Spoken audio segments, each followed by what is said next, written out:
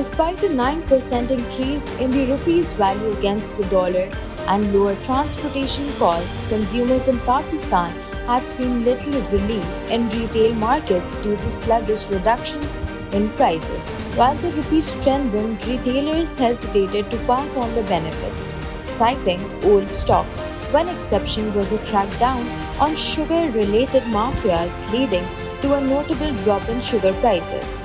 However, other essential items like pulses, ghee, and cooking oil showed minor reductions. Imports of items like tea and palm oil increased, but these reductions weren't reflected in retail prices. The government's actions in regulating prices have been inconsistent, with retailers exploiting price trends for profit. Market observers suggest stricter crackdowns on various commodities, extending beyond sugar and wheat to ensure fair pricing. Despite potential solutions, challenges persist in achieving consumer relief in Pakistan's retail markets.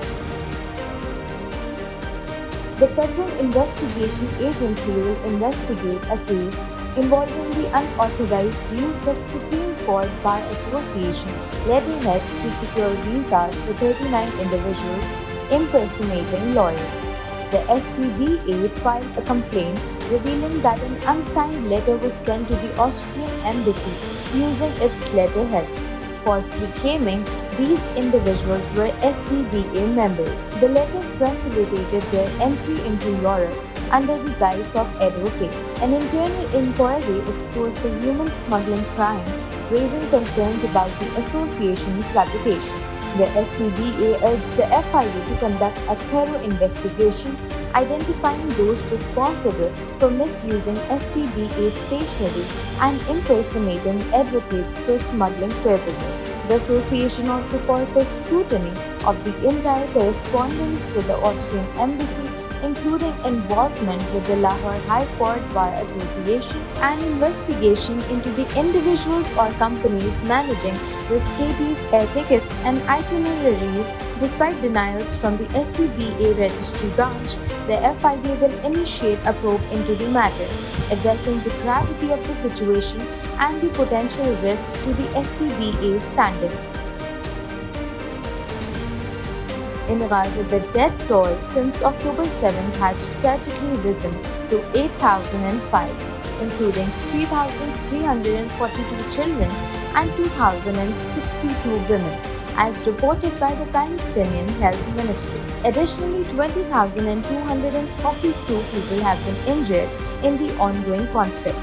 Fuel shortages and Israeli strikes have forced 15 out of 35 hospitals in Gaza to shut down, leaving thousands of civilians without vital medical services. Disturbingly, there are reports of Israel's increased use of phosphorus bombs in the area.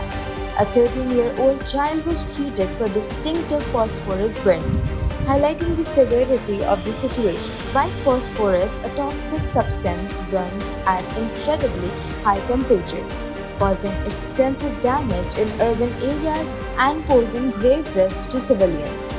Human Rights Watch has condemned its use, stating it is unlawfully indiscriminate when deployed in populated areas. The crisis in Gaza continues to escalate, with devastating consequences for the people caught in the conflict. In Pakistan, despite enacting safety laws for journalists, a Freedom Network report reveals a surge in attacks. The legislation passed in Sindh and federally failed to protect journalists, with alarming cases of persecution, including kidnappings and legal charges. The report highlighted 93 out of 248 cases occurring in Islamabad and 11 journalists losing their lives. Both federal and Sindh governments failed to establish mandated safety commissions, rendering the laws non-operational. The situation mirrored in Sindh, where the proposed Commission for the Protection of Journalists and Media Practitioners faced delays and lacked resources. The report urged urgent formation of safety commissions, adequate resourcing, and extending similar laws to Balochistan, Khyber Pakhtunkhwa, and Punjab after 2024 elections. Despite having the laws in place, effective implementation remains crucial to combating impunity for crimes against journalists in Pakistan.